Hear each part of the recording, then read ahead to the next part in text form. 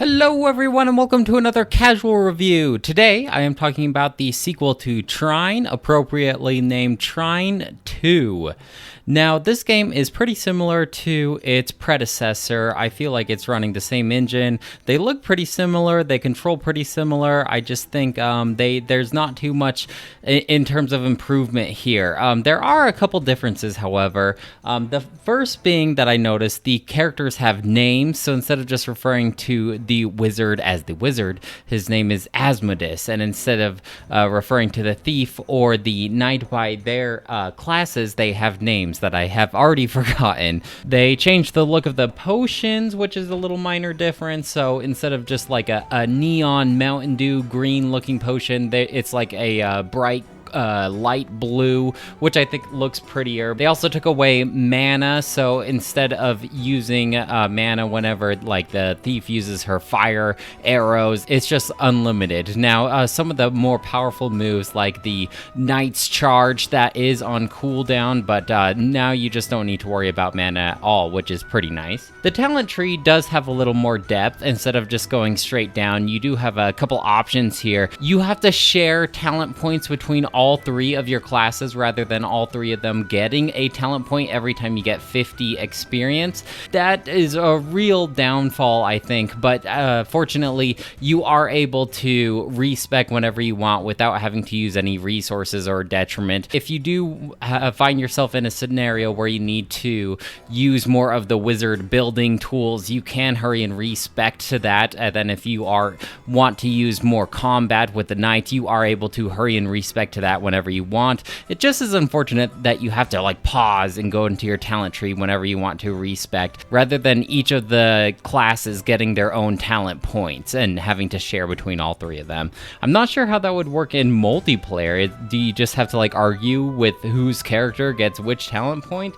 or do you each get your own if you are playing multiplayer? I'm not sure. Like I talked about in the first Trine review, I am playing this handheld single player. There are different enemies in this, but there's not that much extra variety here as much as the first one. Instead of facing off skeletons, you are just facing off goblins, but there is still like the mini bosses and then the bugs that climb on the walls. The bugs in this one are a lot bigger. They're like big spiders rather than tiny little beetle things that shoot at you in the first one. They took away items from the first one. I didn't really talk about this in my my review for the first game. Throughout levels you would find hidden treasure chests, and they have little items that do pretty minor things. That's probably why they took them out, and most of them would just affect your mana, like your mana regen and how much health potions would give you and things like that. So I imagine the effects were small enough that they felt like they could just do away with them, and instead the hidden treasure chests in this game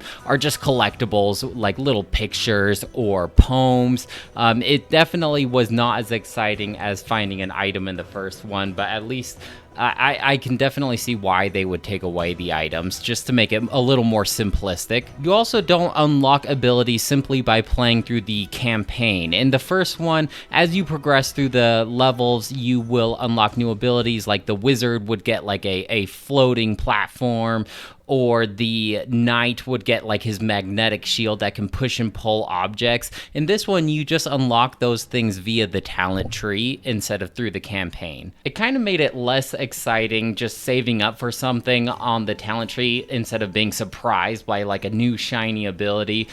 So I do kind of wish that you would uncover those abilities by playing through the main campaign. It's definitely harder to brute force your way through obstacles as well. I feel like in the first one, because the wizard could have 4 boxes, 4 planks, and a hovering platform, it was easy to just kind of jank your way through difficult platforming instead of doing the difficult puzzles that they wanted you to do. In this one, the wizard can only have up to 4 objects at once. Like, no matter what object, you can either have like 2 planks and 2 boxes, that kind of thing, instead of 4, and 1. And so most of the time you would end up having to do the puzzles that the game intends for you to do. Now, this would be okay, but a lot of the times I feel like it was difficult to tell what the game wanted you to do, and a lot of the times interacting with the objects just felt janky. Like, this game is just janky, and I really wish that I like this game more than I do, because I do like the aesthetic, I like the theme, the very medieval fantasy. I love that world. Like, medieval fantasy is my jam, magic, knights, that kind of thing. But just playing through this game is not great. You know, it's kind of like a jack of all trades. It's not really sure what it wants to be. Does it want to be a 2D platformer? Does it want to be a multiplayer game? Does it want to be a action game with combat? Instead, it has like all of these elements, but none of them are really perfected. And so it just, when you're in the thick of it, it just feels kind of boring. And this wouldn't be so much of a problem if it was a short enough experience. You could just do a one and done kind of playthrough. But the second Trine is even longer than the first one, especially with this complete story collection that I played through. It has DLC on top of the base game, so I want to say it was around 9 to 10 hours playing through, and I was just discouraged by the end. I'm definitely going to take a break before I start into the third game of the series, because I just didn't have a great time with this game necessarily. It might be because I had just recently played the first game as well, so that might be just way too much Trine for one person to consume in a week, but I just don't love this game like I wish I did. Now, the DLC does kind of fix some of my other complaints that I have about this game. The settings are all pretty similar in the base game, but the DLC adds like this desert theme and this winter theme, and then it also adds little cinematics at the beginning and ends of each level too, to kind of invest you into the story. There's some more enemy variety here as well, with some more unique bosses, so I feel like I will like the third Trine better if the DLC is anything to go off of. Now, I know that I gave the first Trine a 3 out of 5, but my experience playing through this one is a little more negative, probably because it's right after playing through the first Trine. It might be because the game length was a little bit longer than I would have liked, but I think I will give this game a 2 out of 5. I really hope that the third Trine builds upon the ideas of the DLC in this game, and I feel like maybe I will enjoy it some more, but I'm going to take a break before I hop into that one. That's it for me, though. Let me know if you have any questions or comments about Trine or Trine 2, and I'd be happy to talk to you about it. Otherwise, I'll talk to you later. Bye!